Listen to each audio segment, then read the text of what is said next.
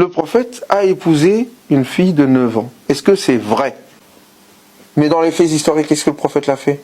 Il y a Ibn Asakir, c'est un historien. Il y a des livres d'histoire qui parlent de la vie du prophète qui indiquent clairement que Aïcha radiallahu anha, lorsque la prophétie est venue, elle avait 4 ans. Elle était déjà née. Elle était née 4 ans avant la révélation. Très bien. Je rajoute 4 ans, je rajoute 13 ans sur 4 ans. Ça fait combien? C'est-à-dire le prophète l'a épousée après qu'il soit parti à Médine. 13 plus 4, ça fait 17. Il arrive à Médine, il l'épouse 1 an après. Elle a 18. La preuve en est que tous les livres d'histoire indiquent que Aïcha radiallahu anha avait 10 ans de moins que sa grande sœur Asma. Et que quand on fait le calcul, effectivement, au moment où le prophète sallam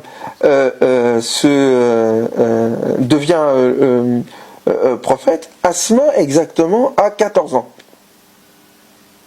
Quand elle aide le prophète wassalam, dans sa fuite vers Médine, quand ils vont quitter la Mecque, c'est Asma qui leur donne à manger pendant les 3 jours. Elle a 27 ans. Les choses se tiennent. Mais d'où vient le 9 ans? Ça vient de Bukhari. Que Bukhari. La question, c'est pas tant pourquoi Bukhari a mis ça. La question, c'est pourquoi les musulmans n'ont fait que suivre Bukhari alors qu'il y avait d'autres sources. C'est du suivisme. C'est de la bêtise humaine. C'est une erreur de sacraliser les propos d'une personne. La preuve, il parle quand même de notre prophète. Il s'est peut-être trompé. Non. Aucun savant digne de ce nom ne dit que tout ce qui est dans Bukhari, il est à 100% vrai. C'est pas vrai ça. Non.